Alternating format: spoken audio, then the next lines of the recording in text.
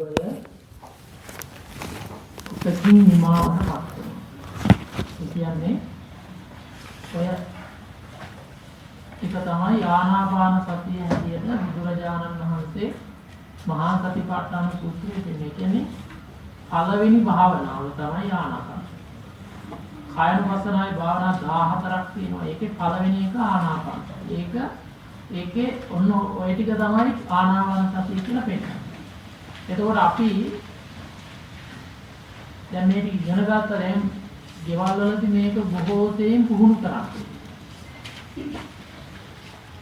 පැහැදිලිද? ඔව්. ඒතකොට මේ ආනාපාන සතිය තුළ සමතයක් තියෙනවා විදර්ශනාව. දැන් සමත වශයෙන් ධ්‍යානගත වීම විපස්සනා වශයෙන් තමයි දැන් අනිත්‍ය දැක්කේ. පැහැදිලිද? ඊළඟට දෙවනි භාවනා කොටස මොකද්ද? ඉරියාපත. ඒකේ ඉතුරු ටික කියා දීලා ඒ භාවනා කර්මස්ථාන දෙක එතකොට අදින් නිමාවටපත් වෙනවා. තේරුණා? එතකොට මේ ටික හොඳට ප්‍රගුණ කරගන්න. දැන් මෙයාලා මෙහෙම කියලා දුන්නට මෙයාලට ඉතින් මේක මාස ගණන් අවුරුදු ගණන් බොහෝ තේ ප්‍රගුණ කරගන්න. ඒක තමයි ඒ කියන අවබෝධය පහළ වෙන්නේ. ඊට පස්සේ ඊළඟට අපිට තියෙන්නේ ලබන වටේදී සම්පජාන භාවනාව ආරම්භ කරනවා. සම්පජාන භාවනාවයි ඊළඟට කායගත සතිය. නැත්නම් පටික්කුල මානසිකාර පබ්බය. මේවෙම තියෙනවා ධාතු මානසිකාර පබ්බය කීයේ භාවනා එකින් එක තියෙනවා. ඒවා එකින් එක අපි ප්‍රගුණ කරගන්න.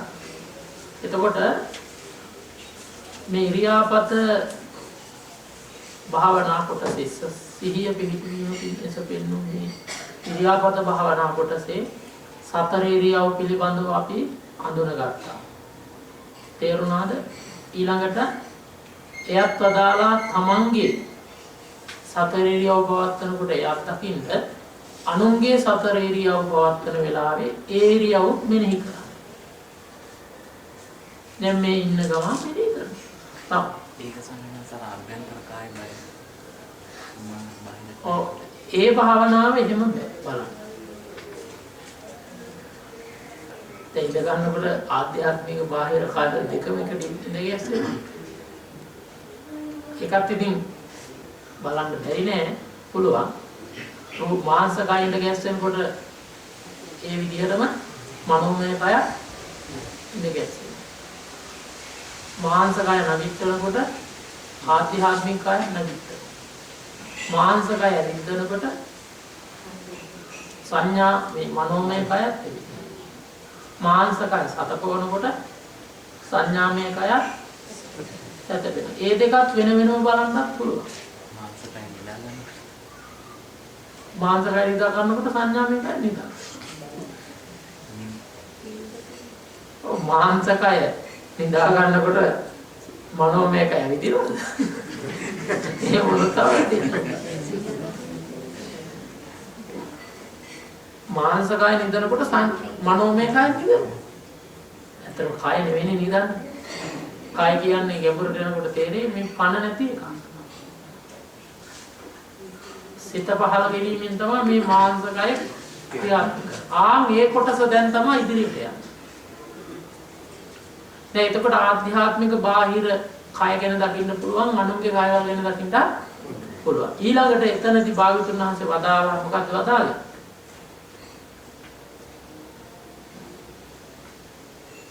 සමුදය ධම්මානුපස්සීවා කායස්මින් විහෙරති වය ධම්මානුපස්සීවා කායස්මින් විහෙරති සමුදය වය ධම්මානුපස්සීවා කායස්මින් විහෙරති. දැන් අර ආනාපාන සතියට කිව්ව ඒ වචන පෙළම ඒ විදිහටම කියනවා මොකටද? ඉරියාපත. එතකොට මෙතන කියන්නේ මොකද්ද? සමුදය ඉරියව්හි ඉපදීම දකින්න. ආනාපාන සතිය වලට ටිකක් ගැඹුරට යනවා මෙතන. කොයි තාක් දුරට ග්‍රහණය වෙයිද කියන කාරණේ තමයි වටහා ගන්න අමාරුයි. එතකොට මෙතන කියන්නේ ක්‍රියාකයෙහි හට ගැනීම දකින්න. තේරුණාද? ඉරියව්හි හට ගැනීම දකින්න. සමුදය ධම්මානුපස්සය කායස්මින් විහෙරති. හට ගැනීමේ ධර්මතාවයේ ක්‍රියාකයෙහි දකින්න. වය ධම්මානුපස්සීවා කායස්මින් ක්‍රියාකයෙහි නැතිවීම දකින්න. ඇත්තටම තේරෙනවනේ. දැන් හිතගෙන ඉඳලා ඉඳ ගන්නකොට හිත ගැනීම අනිත්‍යයි. දැන් අපි හැබැයි ඒක අනිත්‍ය දැක්කේ නැහැ. ඉඳගෙන ඉඳලා හිත ගන්නකොට ඉඳ ගැනීම හිතේ අනිත්‍යයි. නැත්නම් වය ධර්මයට ගිහිල්ලා අපි දැක්කද එහෙම? දැක්කද? නිදා ගන්නකොට අනික් සියලුම ක්‍රියා අනිත්‍යයි. එතකොට මෙතන හට ගැනීම නැතිවීම දෙක දකින්න කියලා පෙන්නනවා. දැන් එතකොට කියන්නේ දැන් ඉරියව් හතරක් තියෙනවනේ. හොඳට අල්ලගන්න. දැන් අපි ඉඳගෙන ඉන්නවා. හිත ගැනීමේ ක්‍රියාව ඇති වෙනවා. මේ ක්‍රියාව ඇතිවීම දකින්න කියනවා. හිත ගැනීමේ ක්‍රියාව ඇති වෙනවා ඒක දකින්න. පාදකමාත්‍ය හිත ගැනීමේ ක්‍රියාව දැන් හිත ගන්න කියලා හිතක් එනවා. ඒ ක්‍රියාව කොහොමද සිද්ධ වෙන්නේ? නෑ. දැන් ඉඳගෙන ඉන්නකොට හිත ගන්න කියලා එකක් එලා හිත ගැනීමේ ක්‍රියාවක් නේ ඒක වෙන්නේ කොහොමද? හිත ඇති වුණ හිත ක්‍රියාව දැන් ගන්න මේ වටහපත අප්‍රාණික දෙයක් නේද? මේක තුල එසවීම එහාට යෑම තැබීම නැහැ. එතකොට දැන් එංග කියන්නේ මොකද්ද? මස්, නහර, ඇට මිදුළු, මොළ, වකුගඩු, ලේ, සරල, මූත්‍රා. නේ? කුණපතිස්ත. දැන් මේ ටික නේද මේ නැගිටවන්නේ? දැන් මෝචරියේ තියෙනවා මලමිණි. ඔය මලමිණි නැගිටින්නේ. නේ? ඒතකොට මේකත් මලමිණිය. මේක නැගිට්ටවනවා. ආමෝනේ නැගිට්ටවන ක්‍රියාව තමයි දකින්න කියන්නේ. කොහොමද ඒ නැගිට්ටවන්නේ? හිතින් සිතවිලි දැන් මතක තියාගන්න ඕන මේ මාංශ කය අප්‍රාණික දෙයක් මේක මොකුත් කරන්න බෑ. අර බැකෝ එකක් ගත්තොත් බැකෝ එක එහෙම්මම තියෙනවා. ඔපරේටර් ඇවිල්ලා පණ ගන්නලා එයා මොකද කරන්නේ? අර තියෙන හැන්ඩල් එහාට මෙහාට කරනකොට ඒකේ තුනේ තියෙන හයිඩ්‍රොලික් ක්‍රියාත්මක වෙලා නේ බලන්නකො මොන විදියද කියලා මෙහෙම දිගාරිනවා අත වගේනේ නේ අත මෙහෙම දිගාරිනවා දැන් අත මෙහෙම දිගාරලා හැරවිලා ගිහිල්ලා ඊට පස්සේ මෙහෙම ගිහිල්ලා මේ මිරිකිනවා ඊට පස්සේ ඔසවනවා ගන්නවා ඉහිල්ලා පස් එක දානවා වගේ වොම් නේ මේකමයි ඒත් මලමිණි නෑ හැබැයි ඒට වඩා දෙයක් මෙතන තියෙනවා ඒ අප්‍රාණික ක්‍රියාකාරීත්වය තමයි ඒ වාහනේ තියෙන්නේ මෙතන ඊට වඩා වෙනස් දෙයක් තියෙනවා මේ මාංශ කය පවතිනවා මේ කයට හිට ගස්සන්න බෑ ඉඳ ගස්සන්න බෑ නිදි කරන්න බෑ ඇවිත් ගන්න බෑ තිබ්බොත් ඔහේ මස්ගුලිය වගේ කියේ දැන් නින්ද ගියාට පස්සේ චිත්ත ක්‍රියාත්මක වෙන්නේ නැහැ ඔය මස්ගුලිය ඔහේ තියෙන්නේ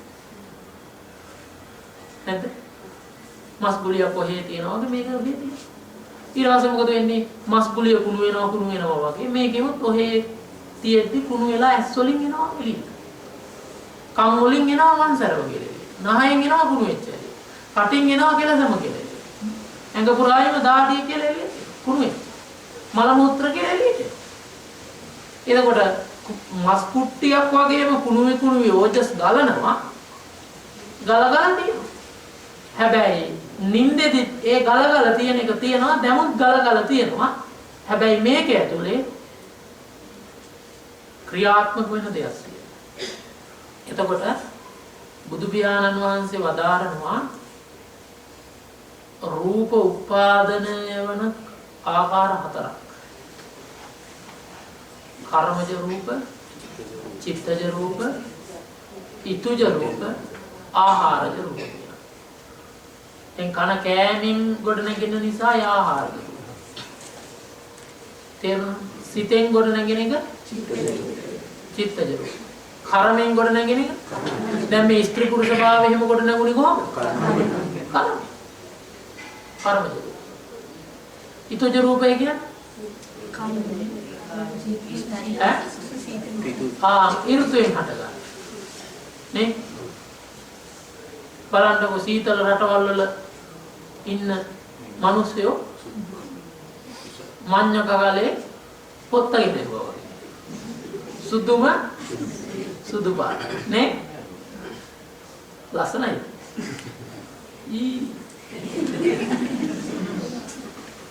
ලස්සනයි. වර්ණම් කවද? ඊළඟට සීතල අඩු උෂ්ණ රටවල් වල ඉන්න ඒ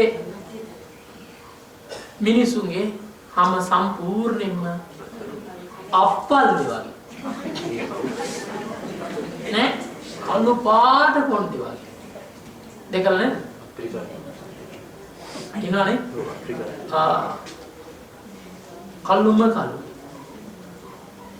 ඒ මොකද ඒ ඍතුවට අනුව හැදලා තියෙන ලස්සනයි මම නියන්ට ඕන මෙන්න දැන්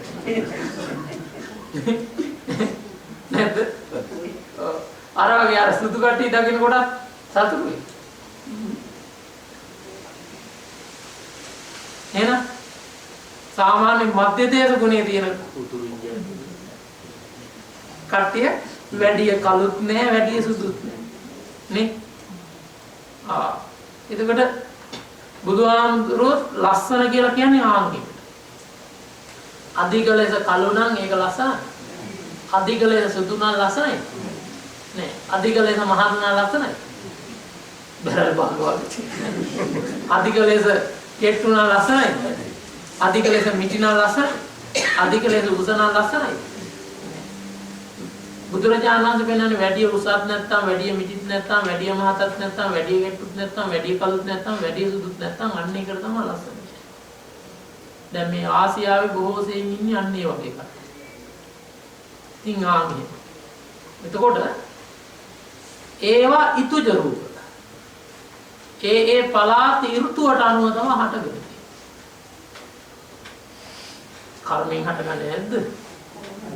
ඒකට කර්මයේ ප්‍රත්‍ය වුණ හින්දා ඊ වගේ රටක ගිහින් ඉපදුනේ නේ එතකොට ඒවා කර්මජ රූප, ඉතුජ රූප, ආහාරජ රූප, චිත්තජ රූප කියලා රූප වර්ග හතරක් තියෙනවා. දැන් මෙතන කතා කරන්නේ මම කර්මජ, ඉතුජ, ආහාරජ රූප නෙවෙයි චිත්තජ රූප. දැන් අපේ මේ අත පවතිනවා. නිකම් මස් කැල්ලක් තියෙනවා. අතක් කියලා කියන්නේ ඇට කොටක් තියෙනවා. නේ?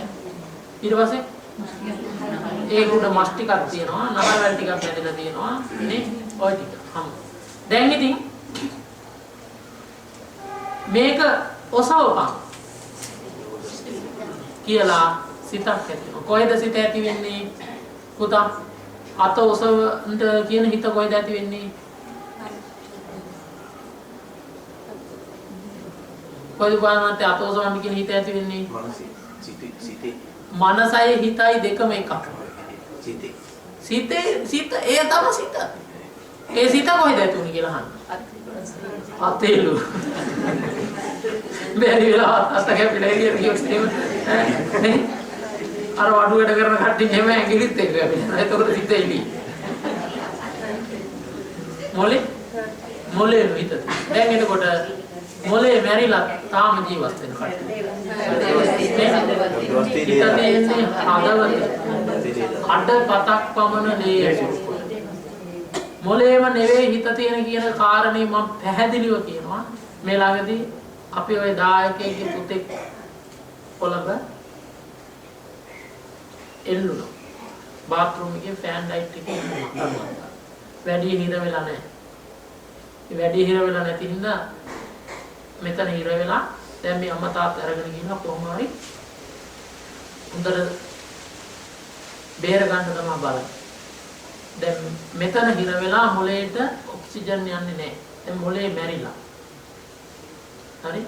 හැබැයි තාම මැෂින් එකේ වැඩ. ඊට පස්සේ මොළේ මැරිලා අන්න බලන්න මොළේ ආධාරක කියන්නේ කය ඔය ගුලියක් වගේ තියෙනවා. අර අම්මා ගිහිල්ලා එක එකව කියනකොට දරුවාගේ ඇස් වලින් කඳුළු වැටෙනවා. දැක්කද? හිත පවතින හදවතේ අති මහන්තාරම්භන සෝතද්්වාර වීතිය වැඩ කරනවා. කියන්නේ කන හරහා කෙලින්ම සම්බන්ධ වෙන්නේ හදවතට. ඒතර මේ කනෙන් ගන්නා වූ ඇහිම ඒක චිත්තානුපස්සනාවට යන ගැඹුරින් ඉගෙන ගන්න පුළුවන්. ඒක ඒ කනේ පහළ වුණ සිත ඊළඟට සම්පටිච්ඡන සම්තිරණ සිත්යන්ගේ මනසින් පිළි අරගෙන ඊට පස්සේ හදවතේ තම අනික් ක්‍රියාවන් ඔක්කොම සිද්ධ වෙනවා. හදවතේ කියන ලේ ධාතුව ඇසුරු කොට එතන අඩපතක් වගේ. ඉතින් මොලේ මැරුණත් අනික් සේරම තියෙනවා. ඒකනේ මැරිලා අන්තිම වෙනකන් උනත් සද්ද ඇහෙනවා.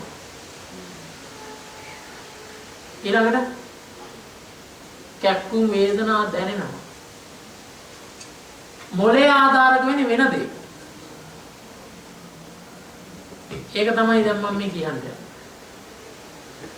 දැන් භෞතික විද්‍යාඥයෝ කියන්නේ මොලේ සම්බන්ධයෙන්. බුදුරජාණන් වහන්සේ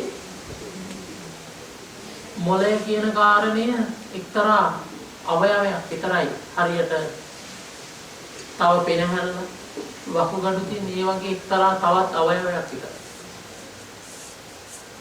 ප්‍රධාන තැන හදවතේ අන්න එතන කියනවා වස්තු ප්‍රසාදය කියලා. වස්තු ප්‍රසාදය අසුරු කොට තමයි සිත් පහළ. එතකොට අත උස්සපං කියන හිත කොහෙද පහළන්නේ? හදවතේ අඩපතක් වමන ලේ අසුරු කොට පවතිනා වස්තු ප්‍රසාදය. ඇති වෙනකොටම ඇති වුණා. ඒ හොඳට අහගන්න ලියන්න ඉස්සර. ඔළුවට දාගන්න එපෙන්නේ. ඊට පස්සේ ආංගර සිතින් ඒ වෙලාවේ උපදිනවා රූපයක්. ඒකට කියනවා චිත්ත සමුත්ථාන වායෝ ධාතු. සිත විසින් එතන වායෝ ධාතු උපදිනවා. චිත්ත කිරිය වායෝ ධාතු. එතකොට අර ඒ ඇති කරන සිතෙන් යම් බලපෑමක් යනවා කොහෙටද? අපේ මොලේ. මොලේ ඇසුරු කොට රූප දෙකක් පහළ වෙනවා.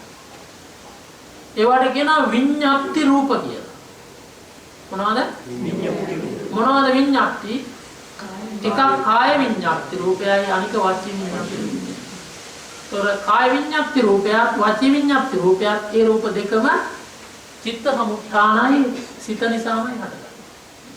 එතකොට අන්නේ මනස මොලේ අර හදවතෙන් ඇති වුණා වූ සිතේ ඇති වුණා වූ වායෝ ධාතුවේ ශක්තියක් ගිහිල්ලා මේ මොලේ අත උස්සන්න ආධාරක වෙන අර ලේ වල තියෙන වතුර ප්‍රමාණය වකුගඩුවෙන් පෙරනවා වගේ ඒ ඉන්ද්‍රියෙන් කරනවා වගේ මේ අත උස්සන්න කියන දේ කරන්න පුළුවන් මොලේ එක්තරා තැනක්. එතෙන්ද මේ තියෙන වායෝ ධාතුව ගිහිල්ලා එතෙන්ද යොමු වෙනවත් සමග කරන්ට් එක වගේ ශක්තියක් ගිහිල්ලා යොමු වෙනවත් සමගම එතනින් ඇති වෙන විඤ්ඤාප්ති රූපේ නිසා තමයි අපි අත උස්සවන්නේ. අපි නැගිට්ටවන්නේ කය අන්නේ. තේරුණාද? අර රූකඩ නටවන්නේ පිටිපස්සේ නූල තියාගෙන නූල ගෙනා තමයි නටවන්නේ. ආන්ගේ වගේ මොලේ ආධාර කරගෙන හෘදේ පවත්නව චිත්ත පරම්පරාවෙන් තියෙන වායු ධාතුව නිසා මේ නැගිට්ටවනවා. මෙය ඇවිද්දවනවා. මෙය ගෙනියනවා තබනවා. ඒතකොට මේ චිත් පරම්පරාව උපදින්නේ කොහෙද? හදවත. වස්තු රූප.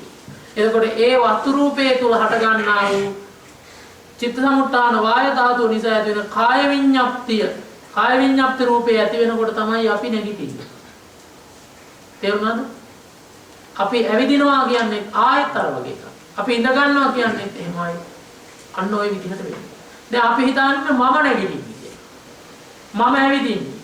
මම ඉඳගන්නේ මම නිදා. හැබැයි මෙතන වෙන්නේ මොකද්ද? චිත්ත සිතක් පහළ වෙනවා. ඒ සිත නිසා හටගන්න චිත්ත සමුත්ථාන වාය ධාතුවේ කාය විඤ්ඤාප්තිය ඇති වෙනවා. කාය විඤ්ඤාප්තිය ඇති වෙනකොට නැගිටිනවා. තේරුණාද? එතකොට ඉතින් කතා කරන්න නම් ඇති වෙන්නේ කතා කරපන් කියන සිතට අනුව ඇති වෙන වායු ධාතුව නිසා හට ගන්නවා වචී විඤ්ඤාප්තිය. අන්නේ වචී විඤ්ඤාප්තිය තමයි කතා. වචී විඤ්ඤාප්තිය තියෙන මෙතන මොලේ. මෙතන නිකන් එන සද්දේ එළියට දාන එක විතරයි මෙතනින් කරන්නේ. දැන් ගොළුවගේ මේකේ දෝෂ තියෙනකොට එයාගේ අදහස එයා මොකද කරන්නේ? කොහොම හරි එළියට දානවා. එංගහලා මෙයාලගේ දිව කෙලවර කපලා දැම්මම නේ එතකොට අර ඒත් රූපයකුයි සද්දේ කියලා කියන්නේ රූපයක් නෙකනේ වායෝ ධාතුව. ඒ වන වායෝ ධාතුව මේ දත් වල හැපෙනකොට මොකද වෙන්නේ? දත් වලින් ශබ්ද වෙන අක්ෂර උපදිනවා. දන්ත ජාක්ෂර. ඊට පස්සේ ඒක තොල් පොර වල හැපෙනකොට ඔට්ට ජාක්ෂර උපදිනවා. නේ? ඊට පස්සේ තල්ලේ වදිනකොට තාලු ජාක්ෂර උපදිනවා. කණ්ඨකාක්ෂර ආන්ගේ කියන ඒ අක්ෂර උප්පත්ති ස්ථාන තියෙනවා. දැන් මෙයාලා ඉගෙන ගන්නකොට කියලා දීලා තියෙනවනේ. ඒකින්ද ඔහොම මං කියන්නේ නැහැ. ඔය දන්නවන්නේ? අනේ. දන්නේ කොලියට. ඔවස් කොලු ගන්න නැහැ තමයි වෙන්නේ. තියනවා ඉතින් ටිකක්. ඒක ටිකක් උඩට යනකොට තියෙනවා. දැන් සිංහල භාෂාව පිළිබඳව ටිකක් ගැඹුරින් යනකොට ඒක දාන්න. ඒ සිංහල භාෂාව ගැන ගැඹුරින් දැනගන්න නම් ගියා පාලි භාෂාව දැනගන්න. පාලි භාෂාව ගැන ගැඹුරින් දැනගන්න නම් සංස්කෘත භාෂාව. කියනවනේ සිංහල භාෂාව ගැන හරියට දැනගන්න නම් පාලි සංස්කෘත දැනගන්න. සකු මාගදී බස් වහරන්නෝ හෙළුබස් දන්නෝමය කියලා කියනවා. එතකොට හෙළ භාෂාව කියන සිංහල භාෂාව හරියට දන්නවනම් සංස්කෘතයි පාලි දෙක හරියට දැනගන්න. දැන් ඔය දෙක ගන්න නැහැ නේ ඉස්කෝලවල. ආම්දුරු තමයි ඕවා ඉගෙන ගන්න පිළිවෙල. ඒකට මෙයාලා වැඩි දන්නේ නැහැ. ඉතින් ඔන්න කොහොමරි කමක් නැහැ. දැන් එතකොට ඒ වායෝ ධාතුව නිසා තමයි ඒ අක්ෂර උපදින්නේ. ඒ භාෂාවන් හැදුණු විදිහ අතීතේ කියලා තියෙන ඒව දැන් කියන්න මම නෑ මම ධර්මයේ කියන්නයි ආවේ. එතකොට දැන් පැහැදිලිද? දැන් එතකොට ඔන්න දැන් අපි දකිනවා හිත ගන්නවා කියන එක ඇති වෙන්නේ ඇති වෙන සිත නිසා චිත්ත සමුත්ථාන වාය ධාතුවෙන් කාය විඤ්ඤාප්තිය ඇති වෙලා තමයි කාය හිත ගස්සන්නේ. ඇවිදිනකොට කකුල ඔසවනකොටත් එහෙමයි ඔන්න ඇතිවීම දකින්න. මේ විදියටයි ඇති වෙන්නේ. ඊළඟට නැතිවීම දකින්න. මේ ක්‍රියාව නැති වෙනවා. එතකොට එහෙම ආකාරයෙන් ඇති වුණ ක්‍රියාව කකුල ඔසවන්න කියලා ඇති වුණ ක්‍රියාව ඔසවන ඉවරනකොට නැති වෙනවා. ඒක අනිත්‍ය වුණා. ඊළඟට ගෙනියන්න කියලා ආයෙත් අර විදිහටම චිත්ත සමුත්ථාන වාය ධාතු ක්‍රියාව වෙලා කාය විඤ්ඤාප්තිය ඇතිවීමෙන් තමයි කකුල ඉදිරියට. තබනකොටත් තේරුණාද? එතකොට ඒ මොහොත පාසා ඔහු හට ගැනීම දකින්න ඕන බිදීම දකින්න. එතකොට ඔහුට පේනවා සිත නිසා හට ගන්නා වූ බෙදෙන්නා වූ ක්‍රියාකාරීත්වය විතරයි මෙතන තියෙන්නේ. මම කරනවා නෙවෙයි. මමයි ගත්තා වූ වැරදි දෘෂ්ටිය සම්පූර්ණයෙන් මොහුගේ මනසෙන් ගැලවිලා යන අනාත්ම සංඥාවකට. අන්න එතකොට සමුදය නිරෝධය මේ හට ගැනීම නිරෝධය දෙකම දකිනකොට මේ තුල අනිත්‍ය දකින්නවා. අනිත්‍ය දකිනකොට ඇතිවි නැති යනවා නම් එතන හිස් බවක් දුක දකින්නවා. ඒ ඇතිවි නැතිවි යන්නා වූ මේ ක්‍රියාකාරීත්වය ඇතුලේ මේ තියෙන්නේ ධාතු ක්‍රියාකාරීත්වයක්, ස්කන්ධ ක්‍රියාකාරීත්වයක්, ආයතන ක්‍රියාකාරීත්වයක් විතරයි. මේ සත්පුද්ගල භාවයක් නේ අනාත්ම දකින්නවා. ඒ තුලින්ම මේ තුල අසු වෙනස් වෙලා යනවා. හරය නැති හින්දා මෙහි අසුබේ දකින්නවා. ක්‍රියාවන්හි අනිත්‍ය දුක්ඛ අනාත්ම අසුබේ ප්‍රකට වෙනකොට එයා ක්‍රියාකය නොඇලෙනවා. නොඇලීම නිසාම ඒ ක්‍රියා ලෝකේ ඇලෙන්නේ නැතුවම භාවනා කරන අවසානයේදී එකිනා මේ සංසාරයට සමුදේලා සත්‍ය తත්වයේ ඒ තුලින්ම වටහාගෙන නිවනෙන් සැනසෙනවා කියලා වදාළා. ඔය ක්‍රියාව තුලින් අපිට නිවන් දකින්න පුළුවන්. දැන් අපිට මේක තේරෙන්නේ නැත්තේ මොකද? මෙහෙම ක්‍රියාවක් ගැන දන්නේත් නැහැ, අහලත් නැහැ, කියලා දීලත් නැහැ. අපි ඉතින් නැගිටින්න ගියොත් නැගිට්ටා. කවුද මම? ඇවිදින්න ගියොත් ඇවිදිනවා. දැන් සක්මන් භාවනා කරාද? ඔව්. කවුද? මම. මට නම් හරියට සමාධිය වැටුණා සක්මනේ. දැන් එතකොට ඇවිදලා තියෙන්නේම අවිද්‍යාව. මමත් ඇත්තට වැසෙලා. හැබැයි එතන යම් හේතු ටිකක් නිසා හටගත්තා. දැන් වාහනේ හරි නැත්නම් බැකෝ එක බලන්න. ඒක පස්ස ආරනවා පස්ස අරන් දානවා. එතන බොහෝ සාධක රාශියක ඵලයක්. මේකත් ඒ වගේ තමයි. මේ බොහෝ සාධක රාශියක ඵලයක් හේතුඵලයි. ඕම ওই ටික දකින්න. තේරුණා? එහෙනම් ওই ටික ගැඹුරින් දැනගෙන ඉන්න. ওই ටික අපි තව ගැඹුරින් සාකච්ඡා කරගන්න ඕනේ. ඒ ටික ලබන වැඩසටහනේදී අපි සාකච්ඡා කරලා ඉදිරියට යන්න අදහස් කරනවා. දැනට ඔය කියා දුන්න භාවනා ටිකේ නම් නිවස්වලදී ප්‍රගුණ කරගෙන ඉන්න මේ වෙලාවේ වැඩසටහන නිමා කරනවා.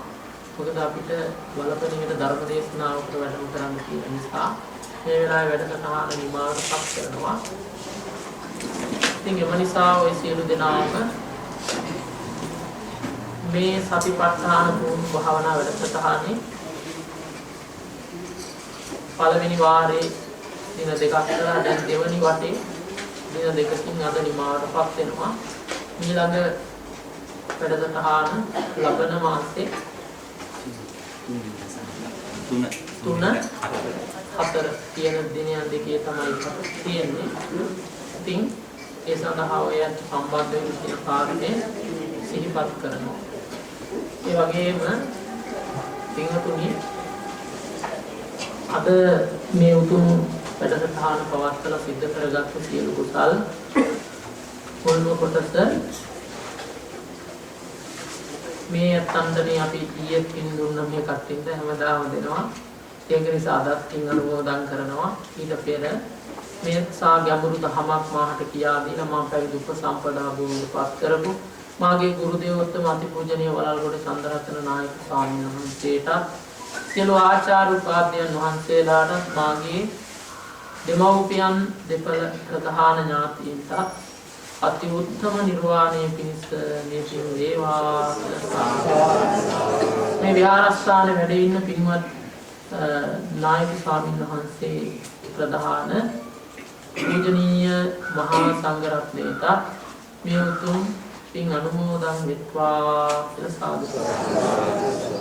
ඒ වගේම මේ සිද්ධ කරගත්ත සියලු කුසලාන් සංස්පක්ෂය පුණ්‍ය ධර්මය වැඩම කොට වදාළ අපේ ස්වාමීන් වහන්සේට ඒ වගේම මේ වැඩසටහන සහ සම්බන්ධ වෙච්ච සත්පුරුෂ පින්වතුන්ට විශේෂයෙන්ම වැඩසටහන් සංවිධානය කරන වෛද්‍ය සුමන තිස්ස මහත්මයා වෛද්‍ය නිකා මහත්මිය ප්‍රධාන ඒ සියලු දෙනාටත් අපි කෘතවේදීව පින් අනුමෝදන් කරන අනුමෝදන් වේවා.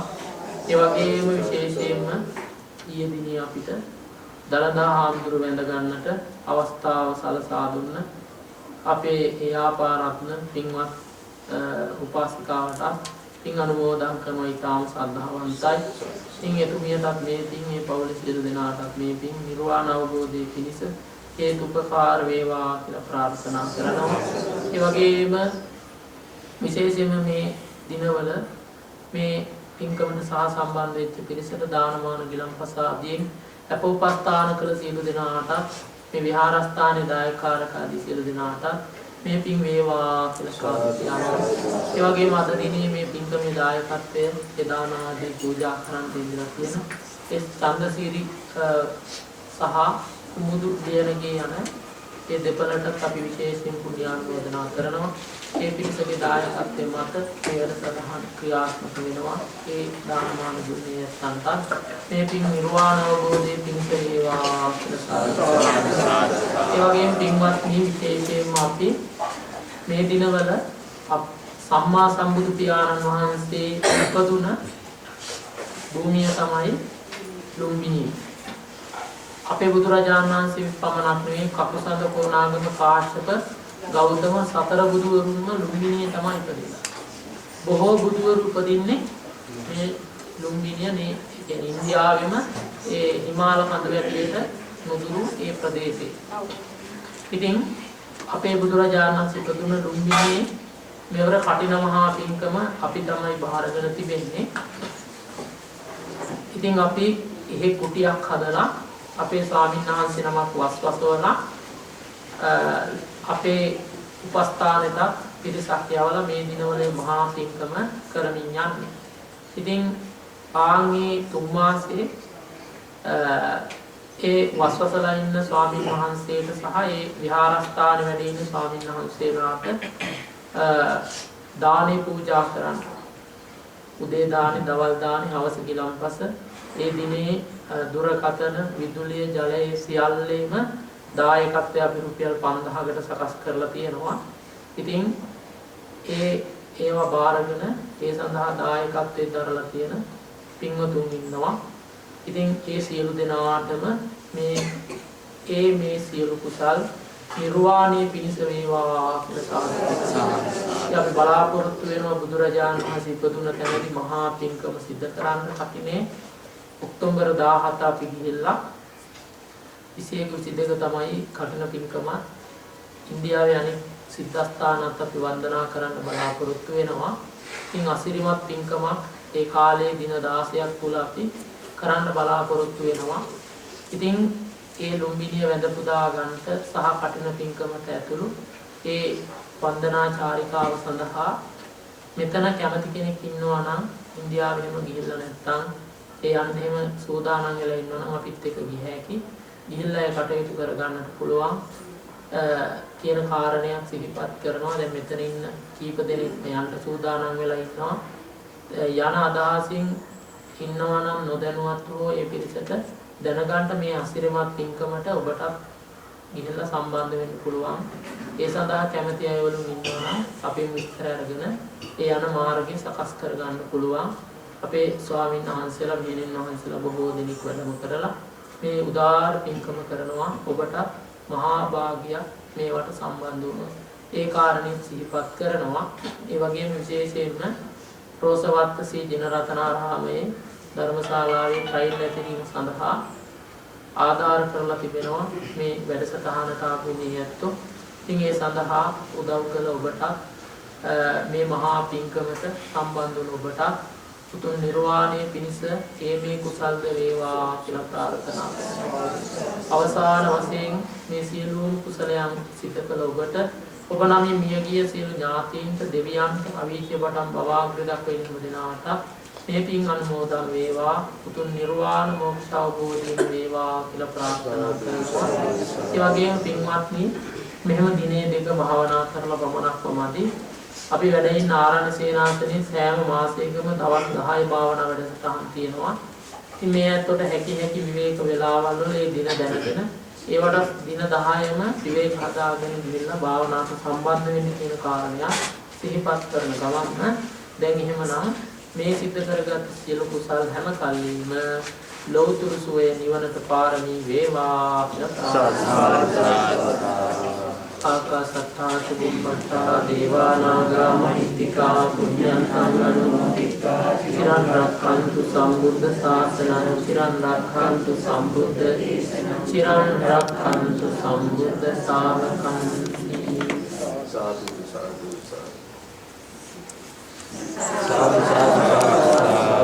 සාදු හොඳයි වන්දනා කරගන්න. අභිවාදන සින්දුත සංවත්තා ප්‍රචායිනෝ චත්තාරෝ ධම්මා වර්ධන්ති ආයුවන්නෝ සුඛං බලං ආයුරාෝග්‍ය සම්පatti සග්ග සම්පatti මේවචාතෝ නිබ්බාන සම්පatti ඉමිනාතේ සමිජ්ජතු නිවන් සම්පත්තියම ලැබේවා.